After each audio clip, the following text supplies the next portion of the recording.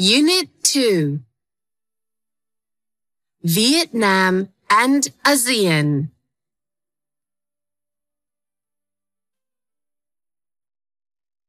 Exercise 1, page 23. 1, Ha Long Bay, 2, Tak Bach Waterfall, 3, the sand dunes of Mui Ne, 4, Tam Kok Bik Dong Caves, 5, Mai Chau Valley, 6. Fansipan Mountain. Exercise 2, page 23. Pronunciation. D. Enjoyed. Escaped. Looked. Walked. Passed. Traveled. Exercise 3, page 23. Hey Linda, welcome back. How was your trip? Fantastic! Vietnam is an incredible place. There are amazing cities to visit, but there is also so much natural beauty to see. Really? Where did you go? Well, we took this amazing cruise around islands in a bay. The water was a beautiful green color. We also went to one of the island's beaches. At the end of the day, I saw the most incredible sunset. I heard there are sand dunes. Did you go there? We wanted to, but we didn't have enough time. We did take a cable car to the top of the country's highest mountain. We hiked around at the top and saw incredible views. Nearby, we visited a stunning waterfall. It is 200 meters high. Sounds like a real adventure. It was.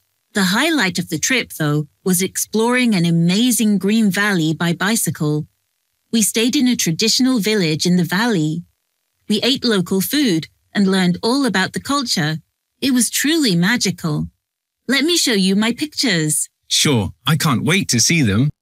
2A, Exercise 1, page 24. Hanoi, A Cultural Explosion by Kyle McMullen.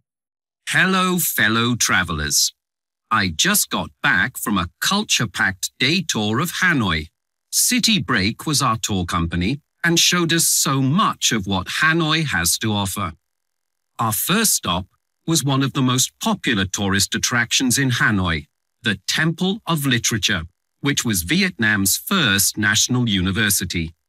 King Li Tan Dong had the temple complex built in 1070 CE.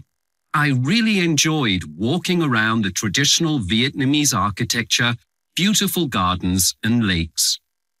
The site shows how important learning and wisdom are in Vietnamese culture.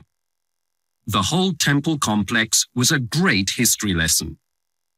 Next, our guide Trung took us to Hanoi Botanical Garden for an escape from the crowded city. We enjoyed a picnic near a beautiful lake in the garden. The next stop was the One Pillar Pagoda for lots of pictures. Located in the middle of a peaceful pond, this traditional temple was so beautiful. Trung explained that this pagoda is a symbol of Hanoi and a place of worship. Pagodas are popular in Vietnam as they are usually important temples of worship. Our final stop on the tour was the Old Quarter, a busy shopping area. We walked around the shops that sell handmade items at great prices. After shopping, Trung introduced us to the delicious flavors of Vietnamese street food as we tasted unusual dishes from the street stalls. This was definitely my favorite part. Make sure to go with an empty stomach, though. It was a great day, and I highly recommend touring Hanoi with City Break.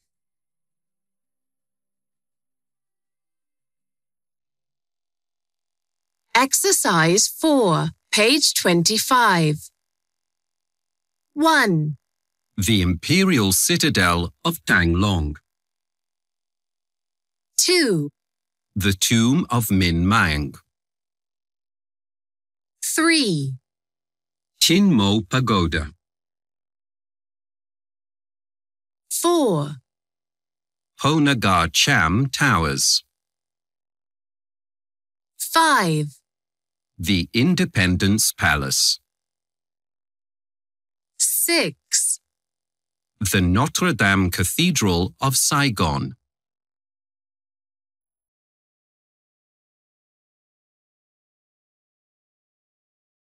two C, Exercise 2, page 28. Hey Steve, how was your day in Bangkok? I didn't see you at the Grand Palace tour. Don't tell me you missed the tour bus again. Very funny, Anna. I am planning to go there tomorrow. Actually, it was such a nice day that I decided to tour the city. I even walked by the ASEAN office in Bangkok. 5 countries formed the ASEAN in Bangkok in 1967. Oh, I didn't know that. So, how was the Grand Palace? Incredible. The palace buildings and the Temple of the Emerald Buddha are so beautiful. Before seeing the Emerald Buddha, we stopped at the museum to learn about the history of the palace. After the temple, we saw as much of the palace buildings and the gardens as we could before everything closed. At night, we passed by the palace again because we had to see all the buildings lit up. It was amazing. Really? What was the Emerald Buddha like? Well, you know, the Emerald Buddha is only 66 centimeters tall, but it's a very impressive with green stones. I couldn't believe all the shiny gold on it. I can't wait to go tomorrow. I'm going too. I didn't get to see everything today. Exercise 4, page 28. Hi, it's Erica here. Continuing on with my podcast series on travels to ASEAN countries. My last stop was the Philippines. I must say how impressed I was with the organization of tourism from the ASEAN nation members. The Philippines is an island nation with an amazing 7,641 islands. So of course, I decided to take a boat tour of the islands in the Palawan area. I booked a 4-day and 3-night tour 6 weeks before my trip and got an incredible 50% off the regular price. We went to so many gorgeous white sand beaches and swam in the blue waters. It is a real paradise, and the local people are so kind and helpful. My favorite stop was in Skeleton Reef. There is a shipwreck deep in the water for scuba divers to explore. I, however, went snorkeling, and I couldn't believe how many colorful and unusual fish there were. One evening, we had a delicious meal on the ship, and then watched a magical sunset from the beach. At night, we didn't stay on the boat, but instead stopped at a floating guest house and stayed in rooms there. That was something really different. Before I knew it, the trip was over. I highly recommend a Philippines Islands tour.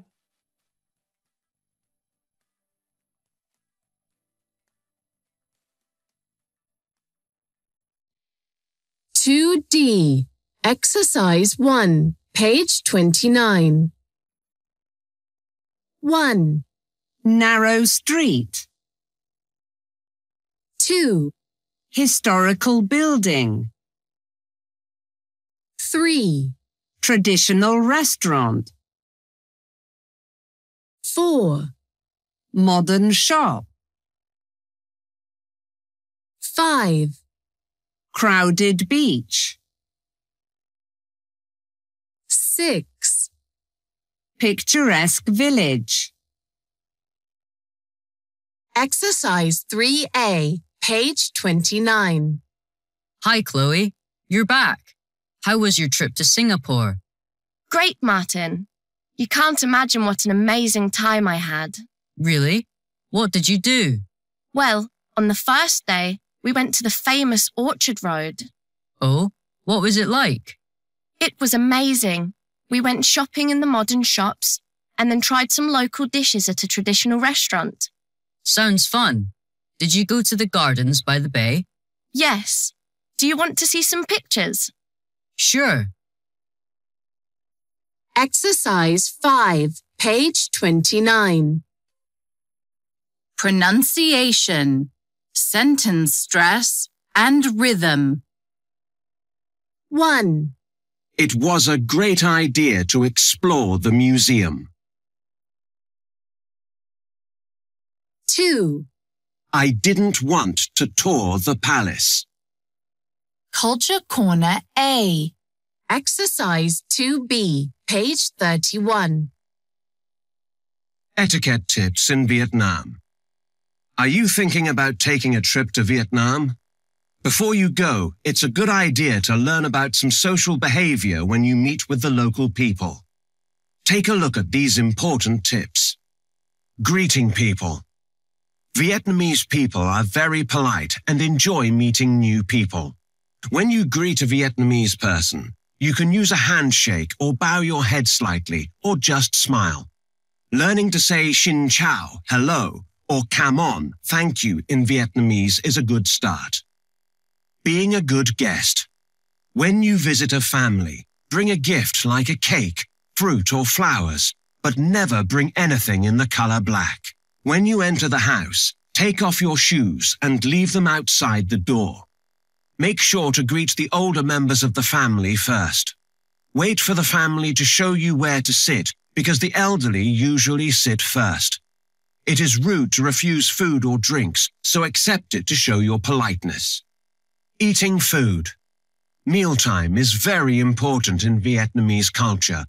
Most meals are shared in the middle of the table, with a rice bowl and chopsticks for each person. Pass dishes around the table with your right hand or both hands. In Vietnam, it is common to wait for the oldest person to eat first to show your respect. CLIL A. Exercise 1, page 32. Dealing with problems. Problems are a part of life. Arguments can happen with friends and family over a variety of issues. What is important, though, is how you deal with problems. Arguments with friends can make you feel bad or even angry. It is important to explain your feelings without blaming the other person. Share how you feel by using I sentences. For example, don't say, "You are always telling me what to do," but "I feel annoyed when you don't listen to me." To solve a problem, you must also listen to how the other person feels and accept that he or she may see a problem differently. Showing your understanding of the other person makes them want to solve the problem. In the end, what is important is to find a solution and become friends again. Families can also have their own problems. The generation gap can cause parents and children to see things differently, making both feel confused or disappointed. Remember, parents and older family members have years of life experience and want the best for you, so listen to what they say. When you have a problem, try to set a time to sit down and talk quietly. Breathe and count to 10 if you start to feel angry or anxious. Be prepared not to get exactly what you want, but to find a solution that everyone can agree on. Through caring and communication, we value our families and can solve any problems. Exercise 7, page 34.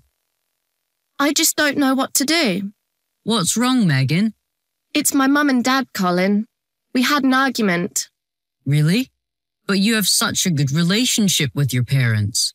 That's true, and I don't want to complain. They aren't strict like other parents and let me go out with my friends. It's just, I want to join the volleyball team at school, but they don't agree. They're worried that I won't have time for my schoolwork. Maybe they are right. I've always been very responsible for my studies, and I know I can do both volleyball and my schoolwork. Did you explain that to them? Yes, I did. I told them I really wanted to join the school volleyball team. It's a great way to reduce my stress and have a break from my studies. But they were upset and didn't want to listen to me. I just don't understand why they are being like this. It makes me so mad. Well, first, try to calm down. Give your parents some time to think about it. They know you are responsible. After some time, you can talk with them again and explain to them how important it is for you to join the team. I am sure they will understand. I sure hope so, because I really don't understand why they're acting this way. Thanks, Colin.